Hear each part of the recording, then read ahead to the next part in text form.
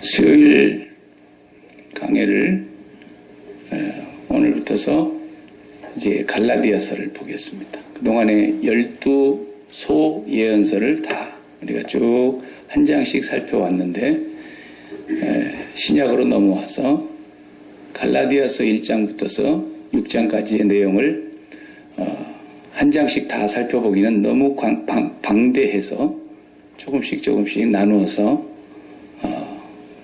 봐야 될 것 같습니다. 갈라디아서는 굉장히 중요한 서신으로 손꼽히는 그런 편지입니다. 사도 바울이 특별히 이 갈라디아 교회의 심각한 문제 때문에 편지를 쓰게 됐는데, 이 편지 내용 때문에 기독교에 있어서 복음의 진수가 무엇이고, 아브라함 때부터서 또 모세로부터 받은 율법과 하나님의 선민이라고 자처하는 유대인들이 지키고 있는 그 율법이 도대체 무엇인가, 율법에 대한 정확한 설명이 나와 있고요. 그 다음에 예수 그리스도의 구속의 복음이 잘 나타나 있고요. 그 다음에 어떻게 우리 하나님께서 사람을, 죄인을 의롭다고 하시는가, 칭의에 대한 얘기들이 설명이 되어 있고요. 또 유대인들이 예수를 믿은 것과 이방인들이 예수를 믿었을 때 이 두 상관관계가 어떻게 교제가 이루어질 수 있는가, 여러 가지 문제들을 복합적으로 다루고 있는 갈라디아서가 특히 올해로 종교개혁 500주년을 맞이하는 시점에 와서 종교개혁자 중에 아주 앞장섰던 이 마르틴 루터가 갈라디아서를 제일 좋아했어요. 그는 이 갈라디아서를 연구하면서 바울이 전한 그 예수 그리스도의 복음의 진수를 이 갈라디아서를 통해서 잘 정리해서 가르쳤던 사람입니다. 그래서 갈라디아서의 내용이 6장밖에 안 되지만 그 내용 하나하나가 너무 심오하고 깊이를 갖고 있는 것이지만 너무 또 세밀하게 휴벼파고 있으면 재미가 없어요.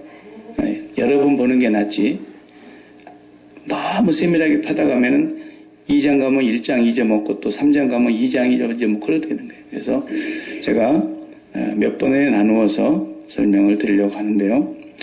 오늘 10절까지 읽은 내용 가운데서 1절에서 5절은 인사말인데도 인사말도 단순한 인사말이 아닙니다. 모든 편지에 보면 1장 1절에 인사말이 어떻게 나옵니까?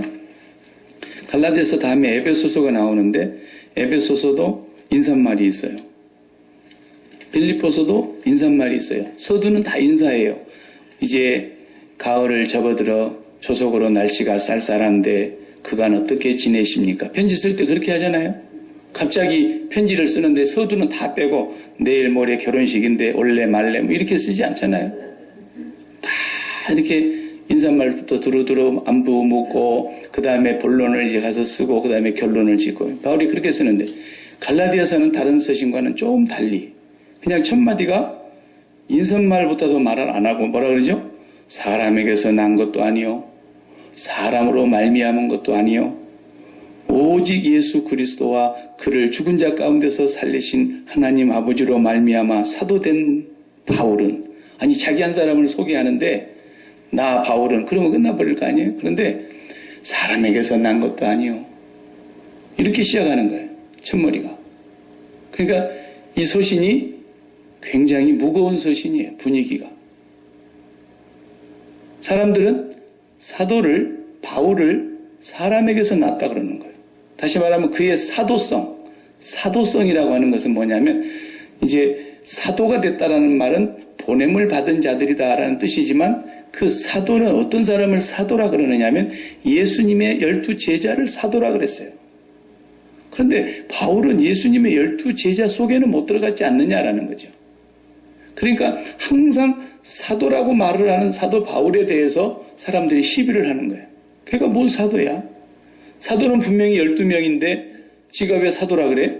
이렇게 사도 바울에 대해서 사도성을 문제 삼고 나오는 사람들이 너무 많았어요. 그러다 보니까 무슨 문제가 생기냐? 사도 아니면 어때요? 그런데 아니에요. 심각한 문제가 생기는 거예요. 그가 한 말에 권위가 없는 거예요. 나는 예수 그리스도로부터 직접 받았느냐?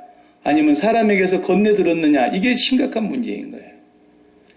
사람에게서 한 다리 건너뛰어서 들은 얘기를 전한다고 한다면 사도 바울의 권위는 땅에 떨어지는 거죠. 그러니까 나는 분명히 12제자 범주 안에는 안 들어갔지만 하나님께서 나를 모태로부터 택정했고 나를 이방인의 사도로 부르셨다. 그래서 나는 그분이 직접 나를 불러 세웠고 그분이 나에게 직접 가르쳐 주셨고 그분의 명령을 따라서 나는 이방인을 향한 복음의 일꾼으로 세움을 입은 사람이라는 것에 대해서 너무 확고한 사도에 대한 이 신념과 자기 정체성을 갖고 있는 사람이에요. 근데 이걸 계속 부정하려고 하는 사람들이 이제 사도 바울의 해방꾼인들이에요. 복음을 전하러 다녀도 계속 해방을 하는 거예요. 사도 아니다. 그 사람의 말은 권위가 없다. 그 사람은 예수님께 직접 배운 사람이 아니다. 계속 이렇게만 나가니까 고린도 교회를 바울 사도가 개척했어요. 사도행전 18장을 보면은. 근데 고린도 교회조차도 사도 바울의 사도성을 인정을 안 하려고 그러는 문제가 생겼단 말이에요. 그러니까 사도 바울의 이 사도성이 무너지면 그의 서신과 가르침은 다 무너지게 되는 것이기 때문에 그것에 대해서 첫 번째 자기 자신의 정체성을 변론하고 있는 거예요. 나는 다메섹 도상에서 예수 그리스도를 직접 만난 사람이다. 누가 나한테 복음을 전해가지고 내가 예수님 만난 게 아니다. 나는 그분의 직접 부름을 받아서 다메섹 도상에서 내가 빛을 맞고 쓰러진 뒤에 하늘로부터서 나를 부르시는 그 음성을 내가 분명히 들었다. 그리고 나를 이방인의 사도로 그분이 나를 선택해서 모태로부터 나를 정하셨다 그랬다. 이렇게 하면서 이제 사도성에 대해서 얘기를 하려다 보니까. 왜 그렇습니까? 갈라디아 교회는 지금 오늘 본문 6절의 말씀대로 그리스도의 은혜로 너희를 부르신 이를 이같이 속히 떠나 다른 복음을 따르는 것을 내가 이상하게 여기노라. 이상하게 여기노라 그렇게 번역했지만 이상하게 여긴다는 말이 번역이 조금 부드럽게 된 것입니다. 충격을 받았다라는 뜻입니다. 깜짝 놀랐다는 겁니다. 도대체 상상을 못했다는 거예요. 예수 그리스도의 은혜로 말미암아 부르심을 받아 구원을 얻은 이 복음을 받은 갈라디아 교회 성도들이 그 복음을 버리고 하나님을 떠나서 다른 복음을 따라가 버린다. 말을 다른 복음이라 그랬지 복음이 아니잖아요. 복음이 아닌데 이걸 다른 복음이라고 그냥 우리가 우스갯소리로 마태복음, 마가복음, 누가복음, 요한복음, 내가복음 이렇게 있다 그러잖아요. 내가복음이니까 내가복음. 복음이 아닌데 복음인 것처럼 와서 전달하고 있는 사람들이 있었다 이 말이에요. 오늘 우리 백문사님이 비빔밥을 대접을 해주셔가지고 잠이 오기 시작하는 거예요. 이게 고기를 먹으면 괜찮은데 풀리파리를 이제 많이 비벼서 먹었기 때문에 잠이 올 수가 있습니다. 누가? 설교는 제가. 여러분이 제가 좋은 거 안 좋은 거 잘 보시고 그래서 다른 복음을 전하는 이것을 놓고 바울 사도는 얼마나 심각하게 강한 어조로 말을 하느냐면 한 번도 사도 바울은 사도행전을 보면은 사도 바울의 1차, 2차, 3차 전도 여행의 행적이 나오지만 엄청난 핍박, 이방인의 핍박, 동족의 핍박, 도시의 위험, 광야의 위험 말로 다 할 수 없는 그런 핍박과 환난과 고초를 다 겪었지만도 매를 때리기도 했고 그랬잖아요. 매 맞았어요. 40에 하나 감한매를 5번이나 맞았다 그랬어요. 채찍으로 맞았다 그랬어요.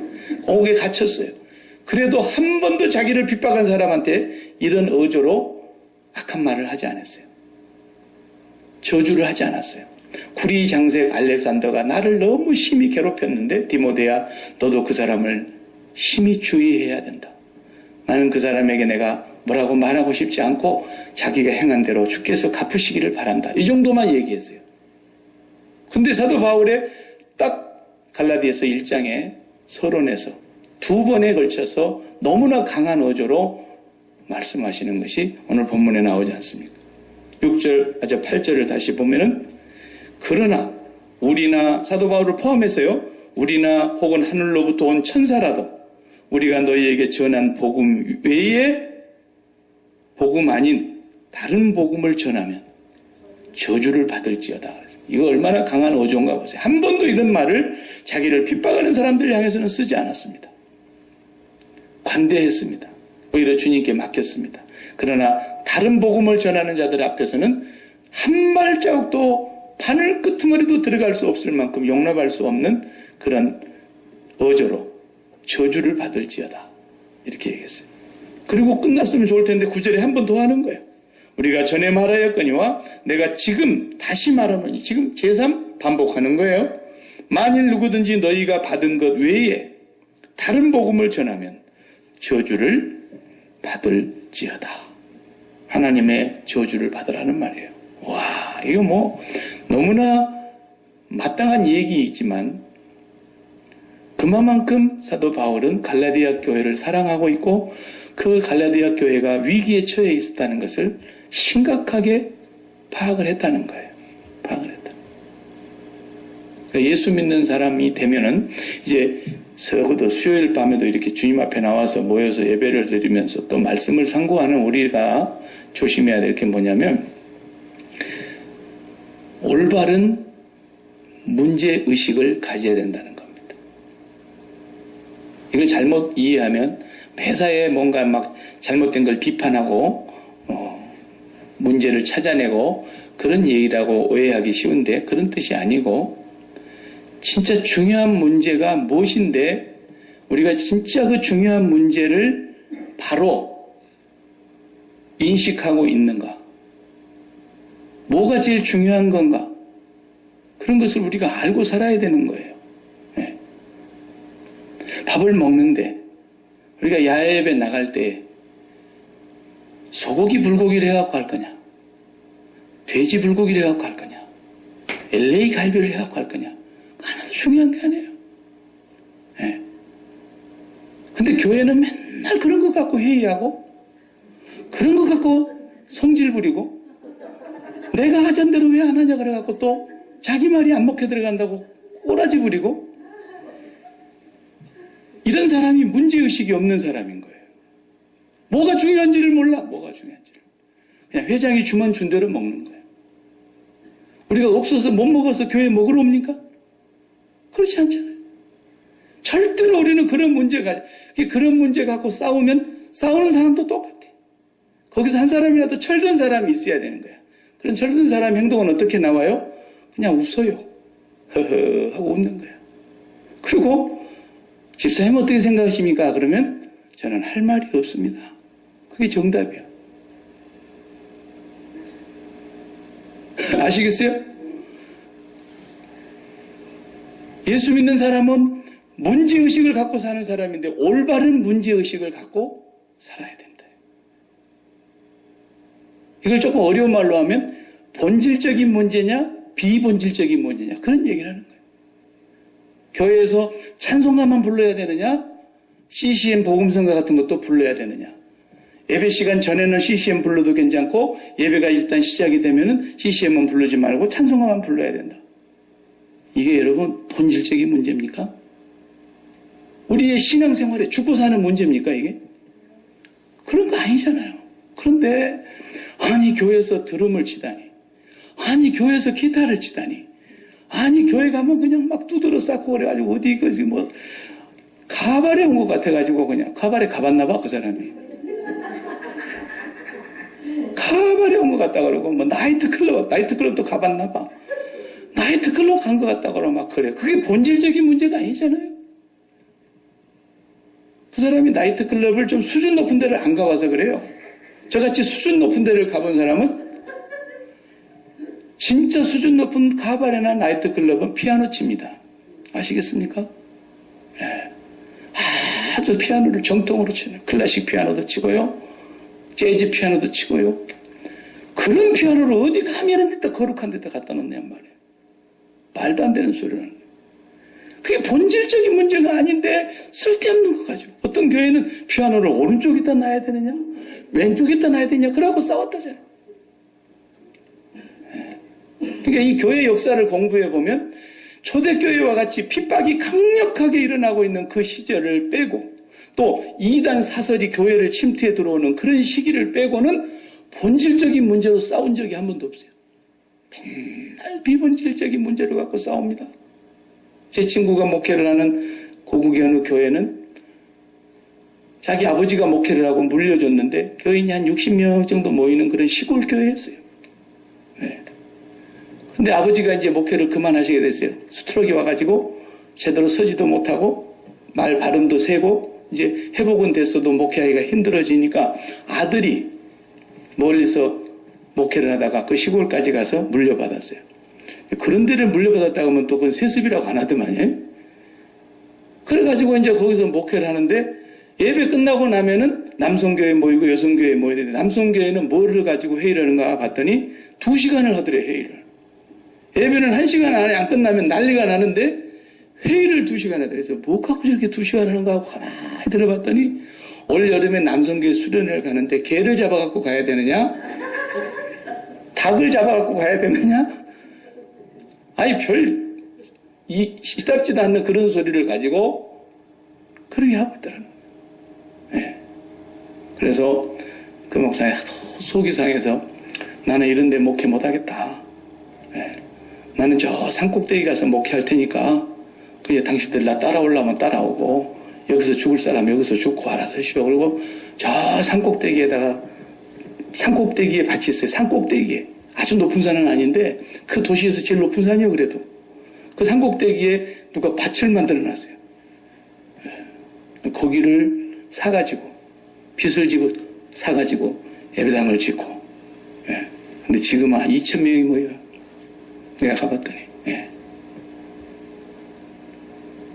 그러니까 본질적인 문제 아닌 것 가지고는 시간 낭비를 하거나 회의를 하거나 그러면 안 돼요.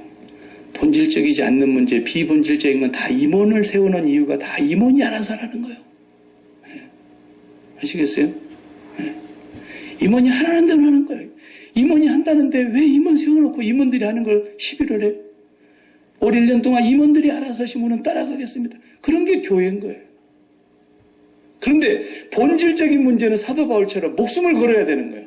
만약에 내가 지금까지 전한 복음을 변질시키거나 우리 주 예수 그리스도의 은혜로 부름을 받아서 하나님 앞에서 구원을 얻은 우리를 다른 복음을 가지고 와서 전하는 사람이 나를 포함해서 하늘에 온 천사라도 하나님의 저주를 받을지어다. 내가 다시 말하노니 하나님의 저주를 받을지어다. 이렇게 복음이 중요한 거기 때문에 그렇습니다. 우리 신앙생활에 있어서 본질적인 것이 아닌 것은 우리가 그렇게 중요시 여길 필요가 없습니다. 이렇게 해도 되고 저렇게 해도 되고 닭을 잡아먹어도 괜찮고 소를 잡아먹어도 괜찮고 하나님께서 주신 분리파를 갖고 비빔밥을 해먹어도 괜찮고 뭐든지 상관없는 거예요. 그런 거 가지고 서로 마음 상하고 이렇게 합시다 저렇게 합시다. 시간이 얼마나 가는지 몰라요.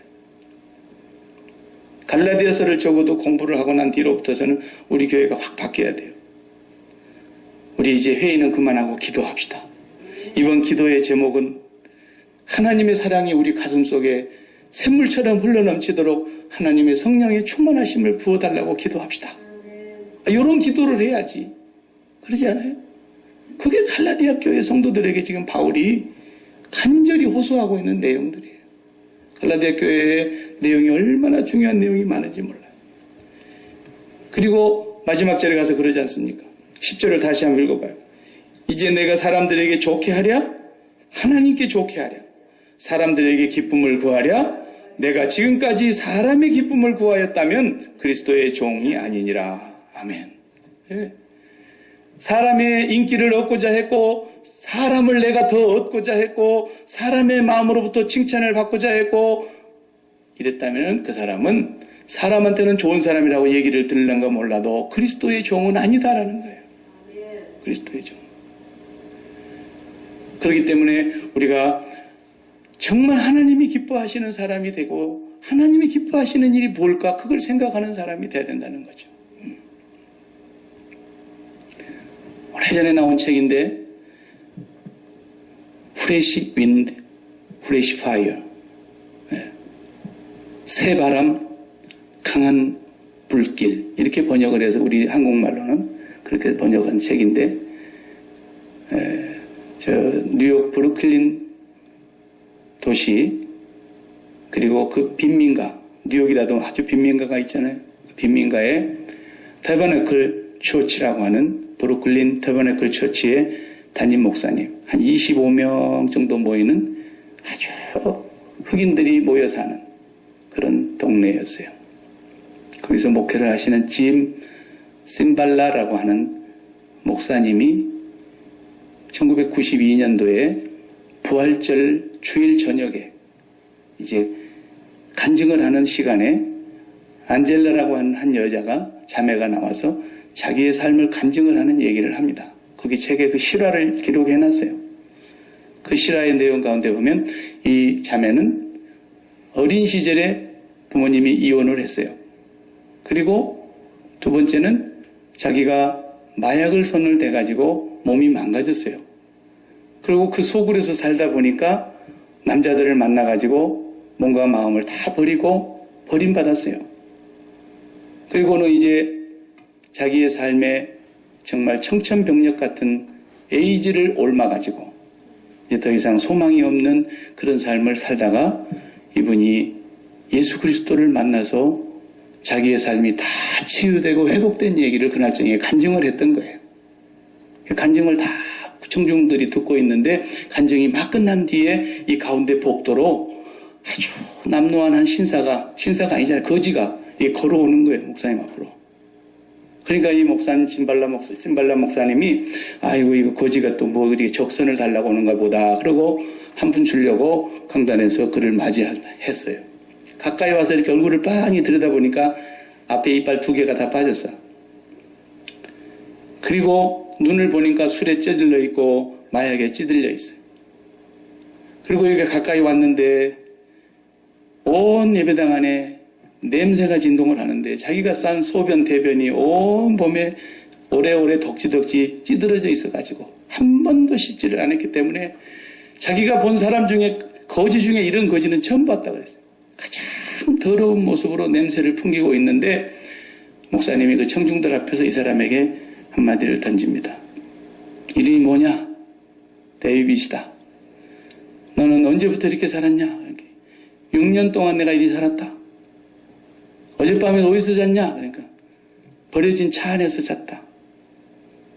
그러자 이제 목사님이 호주머니를 이렇게 주섬주섬 하면서 돈 몇 푼을 주고 돌려보내려고 하는데 이 거지가 손을 내저으면서 아닙니다. 아닙니다. 나는 오늘 저 간증하는 저 자매가 만난 예수 그리스도를 저에게도 주십시오. 그러니까 이 심발라 목사님이 그 자리에서 강대상 앞에서 무릎을 꿇고 하나님 앞에 기도를 했어요. 하나님 용서해 주십시오. 예수 그리스도를 달라고 저렇게 손을 들고 부르짖는 사람을 보고 내가 돈 몇 푼을 줘서 쫓아내려고 했습니다. 나를 용서해 주십시오. 그리고 다가가서 그를 진실로 품에 끌어안았어요. 그러자 이 청년이 목사의 품에 안겨서 한없이 우는 거예요. 그리고 그날 밤에 이 사람이 예수를 만난 거예요. 예수를 그리스도로 믿고 구원을 받은 거예요. 그날 밤 그 충격적인 사건이 있고 지임 목사님에게 하나님의 성령께서 마음의 메시지를 주시더라는 거예요. 뭐라고 하시느냐면 지임, 이 냄새는 악의 냄새가 아니고 더러운 냄새가 아니고 내가 이 세상을 구원하기 위해서 온 세상의 냄새니라. 네가 이 냄새를 사랑해야 된다. 이렇게 말씀했다. 지금 그 교회는 2,500명이 모이는 교회가 됐는데요. 그 말은 무슨 말이냐면 그 빈민과 그 암흑의 세계에서 완전히 인생의 막장 같은 삶을 살고 있었던 사람들이 다 주님을 만나서 돌아와가지고 간증거리를 갖고 있는 사람이 2,500명이라는 거예요. 간증거리. 정말 주님이 기뻐하시는 것이 뭐냐? 예수를 믿고 복음을 바르게 받아들이고 나면은 우리의 삶은 뭔가 근본적으로 변화가 일어나게 되어 있는데 그것이 어떤 변화냐면 예수를 진정으로 만나기 전에는 다 자기를 위해서 사는 거예요. 어떻게 하면 내가 더 잘 살까? 어떻게 하면 내가 돈을 더 많이 벌까? 어떻게 하면 내 가정이 빨리 안정을 되찾을까? 어떻게 하면 우리 자식들이 성공적인 삶을 살까? 하나부터 10까지가 다 그런 삶을 사는 거예요. 예수님을 만나기 전에는. 그러나 예수님을 만나고 나면 이제 내가 사람을 기쁘게 하랴 하나님을 기쁘게 하랴. 그러다 바울이 빌립보서 1장 21절에서 고백하죠. 나의 간절한 기대와 소망을 따라 아무 일에든지 부끄럽지 아니하고 오직 전과 같이 이제도 담대하여 살든지 죽든지 내 몸에서 그리스도가 존귀케 되려 하나니 이는 내게 사는 것이 그리스도이시니 죽는 것도 유익함이라. 이제는 내가 산 것이 아니오 내 안에 그리스도께서 사시니 모든 삶이 예수 그리스도를 진정으로 만남과 동시에 우리의 삶에는 근본적인 변화가 일어나게 되어 있습니다. 이것이 바로 부흥이고 진정한 회개를 통해서 일어나는 거예요. 진정한 회개를 통해서. 근데 회개도 회개합시다 그런다고 해서 뭐 구호를 외친다고 회개가 됩니까? 회개도 하나님의 은혜가 임해야 회개가 되는 거예요. 성령이 찾아오시고 그 사람을 불쌍히 여기사 그 마음에 성령께서 오셔서 책망하시며 죄를 깨닫게 해줘야 회개가 일어나는 겁니다. 아니 아무리 회개를 해도 죄가 뭔지를 모르는데 무슨 회개를 하겠어요? 많은 양식 있는 기독교 지도자들이 걱정하는 것은 오늘날 교회 안에서 죄를 회개하라는 설교가 사라졌다 그러고 십자가를 전하는 설교가 사라졌다 그러고 뭐 이런 얘기들을 많이 하는데 그보다도 제가 볼 땐 더 심각한 게 뭐냐면 죄가 뭔지를 모르는 게 문제라는 거죠. 죄가 뭔지를 모르는데 어떻게 회개를 합니까? 그래서 성령이 오셔서 죄에 대하여 심판에 대하여 의에 대하여 책망하시는 것이고 성령이 오셔야 죄가 뭔지를 밝게 알게 해주시는 거예요. 그 전까지는 내가 죄를 얘기하려고 그러면 맨날 남의 집에 호박 능굴에서 호박 따다 먹은 거 남의 집에 길 가다가 저녁 때거리가 없으니까 가지 따서 그냥 가서 부쳐 먹은 거 남의 집 밭에 무 뽑아 먹는 이런 것이 죄인 줄 알고 그런 거 안 했으니까 나는 죄 없다라는 거죠.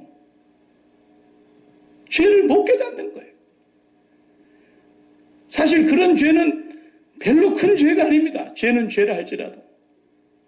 진짜 큰 죄는, 진짜 저주를 받아야 될 죄는 그 저주를 제 주님이 대신 담당해 주실 만큼이나 저주를 받아야 될 그 죄는 뭡니까? 내 마음에 하나님 외에 다른 걸 품고 사는 거예요. 내 마음에 하나님 외에 다른 것으로 기뻐하고 있는 거예요. 내 마음에 하나님 외에 다른 것으로 만족을 찾으려고 하는 거예요. 내 마음에 하나님 외에 다른 것으로 안정을 추구하려고 하는 거예요. 이게 가장 저주받을 죄인데 교회에 온 사람들이 전부 하나님 믿고 예수 믿는다 그러면서 평생의 기도 제목이 자기 삶의 안정이고 사업하는 사람은 사업의 성공이고 몸 관리하는 사람은 건강이 전부고 그 마음에 하나님을 사랑하는 마음이 없다라는 거예요. 그러다가 어느 날 성령이 오셔서 그를 긍휼히 여기시고 하나님의 영이 그를 붙들어 주실 때 그 속에서 진정한 회개가 쏟아져 나오는 거예요. 가슴을 쥐어뜯는 통의 자복이 일어나는 거예요. 내가 얼마나 더러운 죄인인가. 말로는 내가 하나님 예수님 십자가 백날 얘기했지만 내 마음속에는 여전히 세상을 사랑하고 있었고 이 세상에서 얻는 기쁨을 가지고 만족을 누리려고 했던 그 심보가 지워지지가 않는 거예요. 그러니까 기독교 복음이 어떻게 변질됐는지 아십니까? 저는 우리 교회 올 때마다 우리 교회 온 사람들 항상 제가 6주 동안 그걸 가르쳤습니다. 당신이 믿는 예수 그리스도가 진짜 예수인가? 당신이 믿는 하나님 아버지라고 부르는 그분이 성경에서 계시하고 계시는 창조주 하나님이 맞는가? 당신이 믿는 그 십자가의 복음이라는 것이 진짜 성경에서 말씀하고 있는 하나님의 복음인가?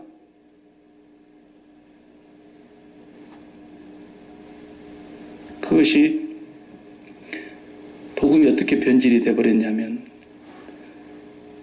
예수님의 십자가의 죽으심으로 내 죄 사함 받았습니다. 거기까지는 다 알아요. 그리고 믿는데요. 그 예수님의 죄 사함이 이루어지며 예수님의 십자가의 보혈의 공로로 말미암아 내가 죄 사함을 받으면 그 다음에 나에게 이루어지는 사건은 뭐예요? 하나님의 자녀가 되었으니까 나를 의롭다고 하시는 거예요. 그렇죠? 칭의라 그러죠. 하나님 나를 의롭다 그러시는. 의롭다라는 말은 무슨 말이에요? 쉽게 말하면 이제 너는 나하고 자녀로서 아버지로서의 관계가 회복이 됐으니까 나는 너하고 이제 교제를 할 수 있게 됐다 그런 뜻이에요. 네. 날마다 하나님 아버지의 은혜의 보좌 앞에 나아가 담대히 나아가 예수 그리스도의 공로를 의지하여 아버지와 자식 간의 교제가 풍성하게 이루어지는 그 삶을 바로 칭의라 그러는 거예요. 그게. 근데 그런 삶은 다 무시해버리고 아버지와의 관계는 아무런 상관 안 하면서 그냥 나는 예수님의 십자가의 보혈로 제사함 받았습니다. 그리고는 의롭다함을 얻었다 그러고는 그 다음에 어디로 갑니까? 마음이 여전히 다시 세상으로 꽂히는 거예요. 그리고 이 세상에 인류가 가르쳐주고 있고 학교가 또 배워주고 있고 자기 스스로 경험을 통해서 알게 된 보편적인 보화, 보편적인 가치, 보편적인 그런 세상 사람들이 부러워하는 이 모든 것들을 자기도 표준으로 삼고 그것을 얻기 위하여 부단히 달려가면서 그것을 나는 하나님을 이용해서 더 빨리 얻고 싶고 예수님을 힘을 빌어서 더 완전하게 얻고 싶고 그러려니까 그 예수님에게 좀 더 잘 보여가지고 봉사도 남들보다 좀 특출하게 더 잘하고 싶고 남들보다 헌금도 더 좀 특별하게 많이 하고 싶고 남들보다 내가 더 많이 교회에 충성하고 싶고 이게 뭡니까? 지독한 율법주의입니다. 이건 예수님하고 아무 상관이 없는 거예요. 근데 목사들이 계속 그걸 강조하고 가르치잖아요.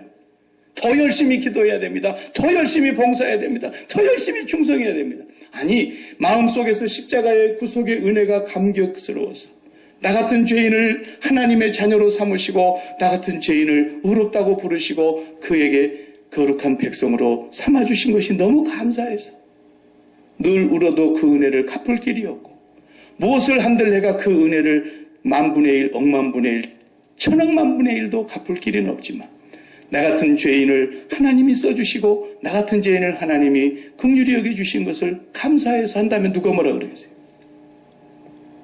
근데 그것이 아니라 어떻게 하면 내가 이렇게 하나님 앞에 잘 보여가지고 하나님이 나에게 내가 지금 하고 있는 사업도 계속 잘 되게 해주시고 어떻게 하면 내가 이렇게 더 공을 많이 들여가지고 우리 자식이 앞으로 그냥 하나님의 복을 더 많이 받아가지고 잘 되게 되고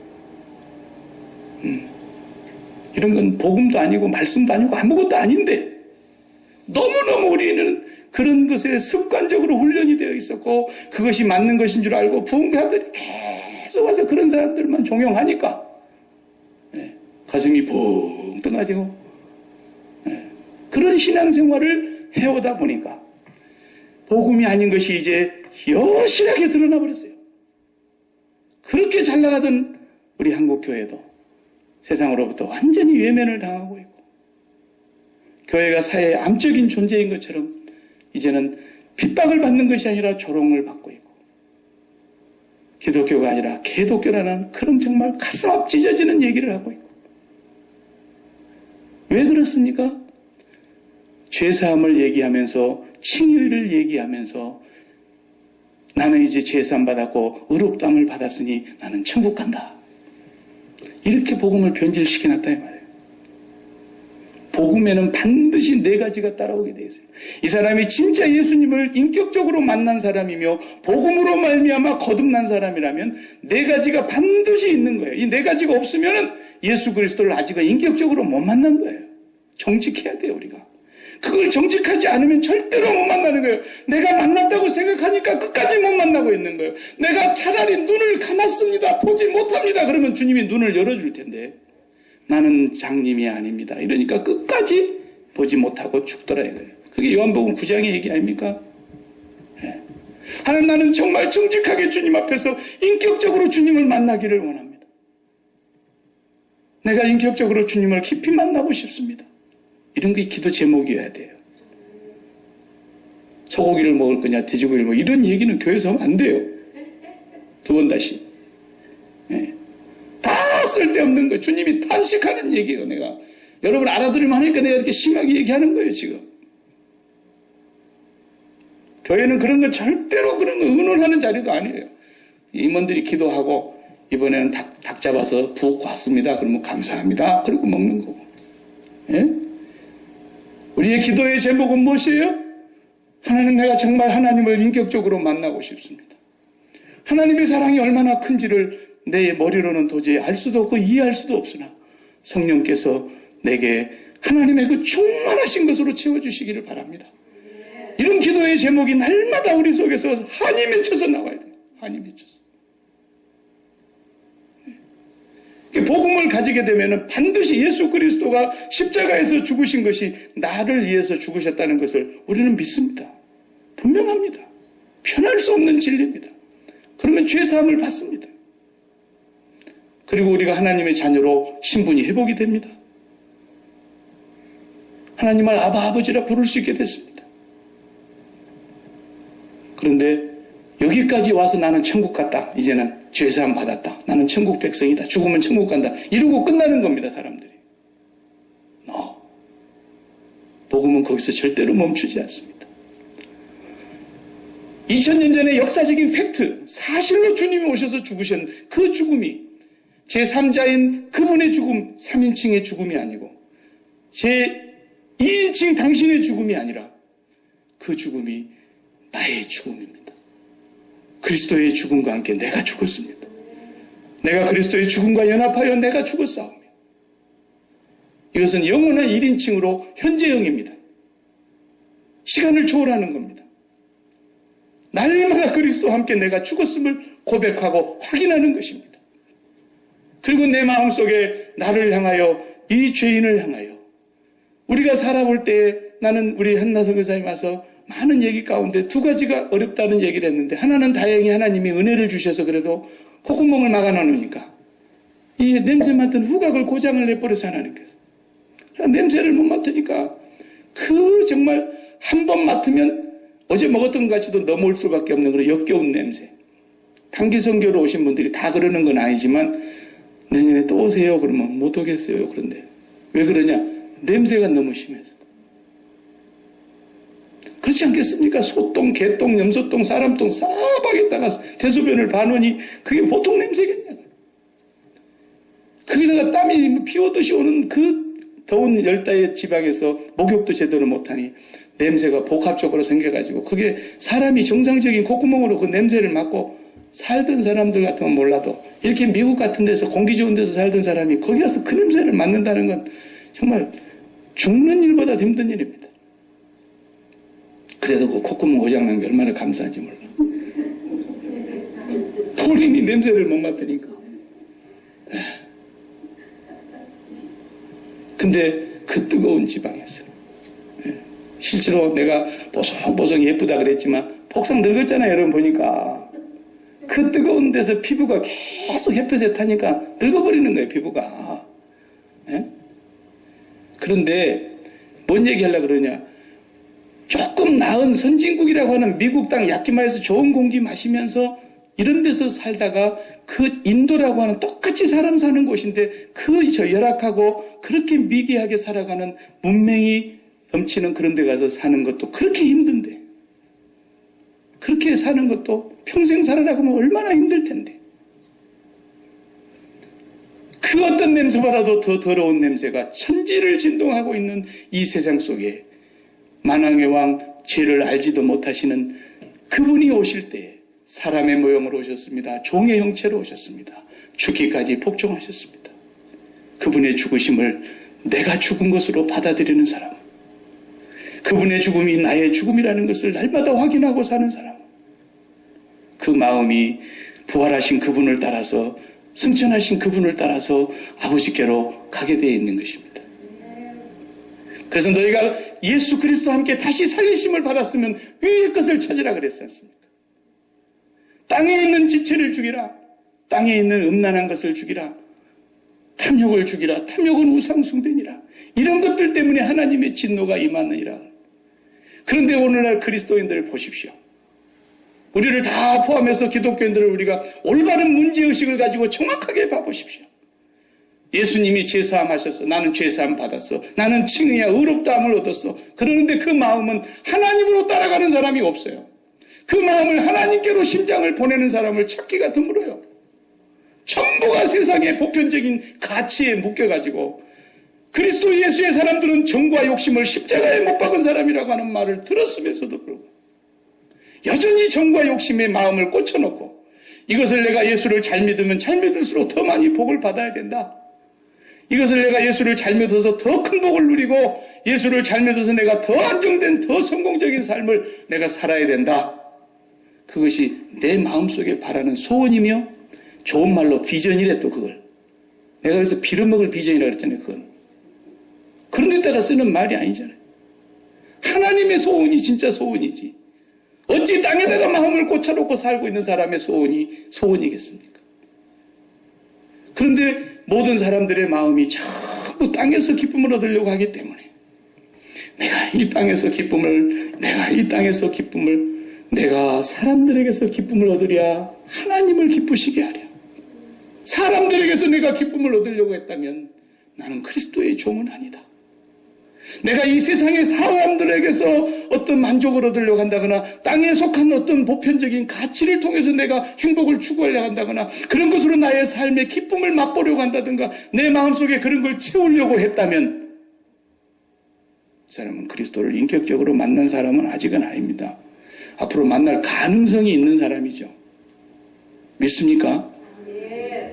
가능성은 있어요. 왜? 계속 교회 와서 앉아 있으니까. 가능성은 있어요. 그래서 날마다 하나님 앞에서 가슴을 치며 죄를 회개해야 될 사람이 우리예요. 나 자신인 거예요. 오늘도 내가 이 세상을 너무 사랑해서 이 세상에서 기쁨을 얻어보려고. 왜? 이 마음이라는 것은 언제나 제가 얘기한 걸 잊지 말으셔요. 이거 마음은 맞춤으로 지으신 거라니까. 딱 맞춤 서비스로 하나님이 만들어 놓은 게 사람의 마음인 거예요. 그 마음은 그것만 들어가야 딱 맞는 거예요. 맞춤이에요. 맞춤. 누구예요? 하나님 아버지. 그 하나님 아버지만 그 속에 거하시면 마음은 더 이상 바랄 것이 없도록 지어놨어요. 그 하나님을 등지고 그 하나님을 업신여기고 그 하나님을 버리고 에덴 동산에서 쫓겨난 인류는 그 마음이 텅 비어버렸기 때문에 이 마음은 빈 상태로는 못 삽니다. 이 마음이 비면 무슨 증상이 오는지 아세요? 허무감이 옵니다. 혼돈이 옵니다. 캄캄한 흑암이 앞을 가리고요. 그리고 우울증이 옵니다. 이런 모든 것들이 왜 그런지 아십니까? 내가 그렇게 추구하던 것들이 아무것도 아니라는 것을 깨달았거나 그것이 바람처럼 허무하게 날아가 버렸거나 아무리 추구해도 채워지지가 않거나 이럴 때 오는 것이 그런 질병들입니다. 그래도 그것을 채워보려고 몸부림을 치면서 죽는 날까지 그걸 채우려고 살아가는 겁니다. 하나님의 능력을 빌어서라도 그걸 채우려고 하는 것입니다. 예수님의 십자가의 보혈의 능력, 그러면 그 능력 가지고도 이걸 채우려고 합니다. 이게 사탄이 주는 다른 복음이 옳시다, 여러분. 절대로 그건 복음과 연관이 있는 게 아닙니다. 나의 간절한 기대와 소망을 따라 아무 일에든지 부끄럽지 아니하고 이제도 전과 같이 내 몸에서 살든지 죽든지 그리스도가 존귀케 하려 하나니 이는 내게 사는 것이 그리스도니 죽는 것도 유익함이라. 마음이 하나님 나라에 꽂히게 되면 그렇게 되게 돼 있어요. 그러고 나면은 마음이 아버지께로 다 가버렸는데 내가 100불 가지고 있는 돈을 100불을 다 써버렸으니까 한 푼도 없는 거지 않습니까? 내가 마음을 다하여 하나님을 사랑했기 때문에 마음이 더 이상 쓸 곳이 없어요. 그래서 마음이 가난하다는 뜻이 그런 뜻인 거예요. 한 남자가 여자가 여럿이 있는데 내가 A라는 여자를 사랑해서 결혼하기로 했다 이거예요. B가 나쁩니까? 악합니까? 더럽습니까? 아니에요. B도 좋아요. C도 좋고 D도 좋고 다 좋아요. 그런데 내가 A라는 여자에게 마음을 다 줬어요. 100%. 그러니까 E가 B, C, D 아무리 와서 나한테 프로포즈를 하고 어떻게 해도 뭐라 그래야 돼요? 내가 얘한테 마음을 다 줬기 때문에 너한테 줄 마음이 1%도 없다. 여기 마음이 가난하다는 뜻입니다, 여러분. 아시겠습니까? 왜 다 썼으니까 여기에. 아무리 마음이 너그럽 그러서니 내가 사실은 당신을 만나기 전에 참 죽고 못 사는 여자가 하나 있었는데 내가 당신을 364일은 내가 당신만 바라보고 살 것이고 딱 1년에 하루씩만 내가 그 B라는 여자한테 가겠다고. 말 같은 소리를 해야지. 그게 사랑이 아닌 거예요. 하나님의 사랑을 마음을 다하여 썼다는 것은 내가 더 이상 마음 쓸 곳이 없어졌다는 뜻이에요. 성령이 오시면 우리의 마음을 그렇게 이끌어 가시는 거예요. 하나님 앞에서. 내 마음이 다른데 빼앗기질 않는 거예요. 그래서 하나님이 이렇게 마음을 맞춤 서비스로 만들어 놓으셨기 때문에 그 하나님과 교제하고 그 하나님과 기도하고 그 하나님을 사모하고 그 하나님을 찬양하고 그 하나님을 예배하고 그 하나님의 말씀을 따라서 살아가는 것이 최고의 기쁨이 되는 거죠. 그것이 우리의 기도 제목이어야 돼요. 내가 이렇게 얘기하는데도 회의해갖고 닭고기 삶아 먹을 거냐, 소고기 삶아 먹을 거냐, 이런 거 하면 내가 여전도 해산시켜버릴 거 이제. 필요가 없어요, 그런 것은. 정말이에요. 네. 우리는 본질적인 데다가 목숨을 걸어야 됩니다. 그 외에는 그 다음부터서는 하나님이 이제 그렇게 살려고 우리가 소원하고 있으면 성령이 우리를 찾아오심으로 우리를 장갑처럼 쑥 끼고 들어오신다니까요. 왜 우리를 하나님의 형상대로 만들었어요? 왜 장갑을 전부 다 발 모양으로 안 만들고 손 모양으로 만들었냔 말이에요. 손이 들어와서 일을 해야 되기 때문에 그런 거 아닙니까? 그래서 하나님은 우리를 하나님의 형상대로 만들어 놓은 이유는 하나님이 우리 속에 들어오셔야 되기 때문에, 우리를 성전 삼고 오셔야 되기 때문에, 우리를 하나님의 형상을 회복시키시고 성령이 우리 안에 들어오시면 우리는 그냥 장갑인 거예요. 장갑한테 절하고 장갑한테 수고했다 그런 사람 한 사람이나 있어요? 그러니까 죽도록 일을 했는데도 나는 다만 할 일을 한 것뿐입니다 하는 말이 장갑이 하는 얘기예요. 내 안에 하나님이 오셔서 이제는 내게 사는 것이 그리스도니, 이제는 내가 산 것이 아니요 내 안에 그리스도께서 사신 것이니, 그 삶이 우리 속에서 하나씩 하나씩 이루어져 가는 것이 경험적으로 우리가 하나님과 교통하면서 살게 되는 거예요. 진정한 복음을 가지면 이렇게 사람이 되게 되어 있습니다. 그러나 다른 복음을 가진 사람은 전부 다 율법주의로 빠지게 돼 있어요. 내가 하는 모든 거 이것 때문에 하나님 복 주시지 않을까? 내가 앞으로 더 잘해서 하나님 복을 더 받아야지. 내가 이렇게 열심히 하면 우리 자식들이 계속 복을 받을 거야. 그런 생각 꿈에도 하지 마요. 그런 건 복음도 아니고 약속한 적이 없어요, 성경에. 여러분들이 진짜 복음대로 살다가 간 사람들을 못 봐서 그래요. 서울의 양화진 언덕에 가보면요, 우리나라에서, 이 미국에서 고국으로 120년 전에 선교사들을 파송했을 때 그 선교사들의 묘역이 쫙 있어요. 상세하게 그들의 활동을 다 기록해놓고 난 날짜와 돌아가신 날짜를 다 써놨어요. 가서 봐봐요. 생후 2개월 돼서 죽은 아이, 태어나자마자 죽은 아이, 1살 돼서 죽은 아이, 선교사님이 와서 선교도 못 해보고 이질에 걸려서, 등토병에 걸려서 죽은 선교사님, 가족이 몰살당해서 다 죽은 사람 쫙 있어요. 그런 사람들 앞에서 어디다 대놓고 주를 향해서 충성하면 우리 자식들 복 받는다고 그런 소리를 해요. 그건 우리 소관이 아니에요. 우리가 마음에 품어야 할 소원도 아니에요.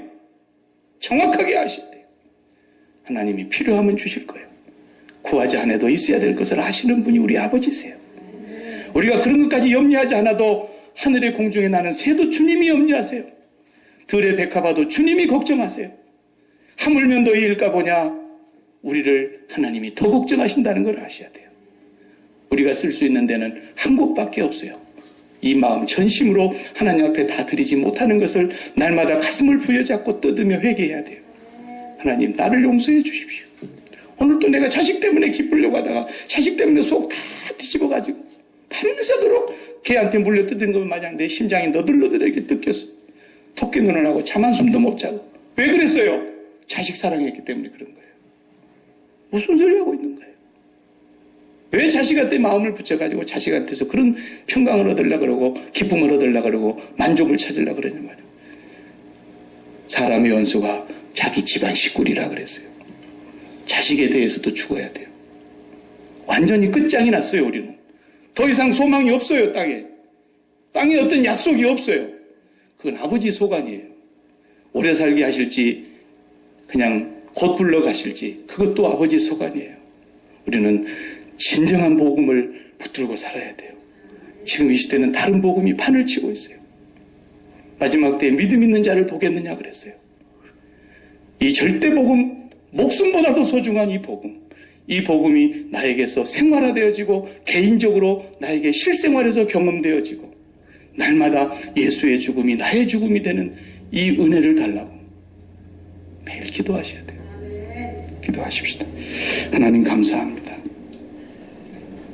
사도 바울이 목숨을 바쳐서 전한 그 복음이 하나님의 은혜로 말미암아 세워진 갈라디아 교회이고 그 교회 안에 유대주의자들이 들어가서 할례 받아야 된다 그러고 율법을 다 지켜야만 구원받는다 하고 율법을 지켜야만 의롭다 하고 의롭다 하면 얻는다고 하는 이 다른 복음을 가지고 들어가서 교회를 어지럽히고 혼란스럽게 하고 복음을 변질시키고 있는 그들을 향해서 오죽하면 저주를 받을 것이라고 저주를 받아야 한다고까지 강한 어조로 말씀하셨을까? 우리가 오늘 생각해 볼 때 하나님 오늘 이 시대가 얼마나 혼탁한 시대입니까? 복음이 흐트러져 있는 시대입니다. 복음이 아닌 것이 판을 치고 있는 시대입니다.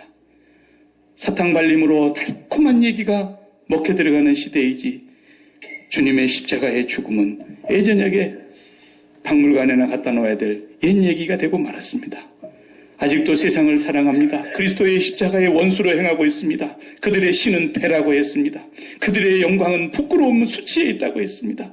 땅의 일을 생각하는 자라 했습니다. 사도 바울이 그리스도의 십자가의 원수라고 호소했습니다. 하나님 아버지, 오늘 우리 교회를 다시 복음으로 회복시켜 주시옵소서. 본질로 회복시켜 주시옵소서.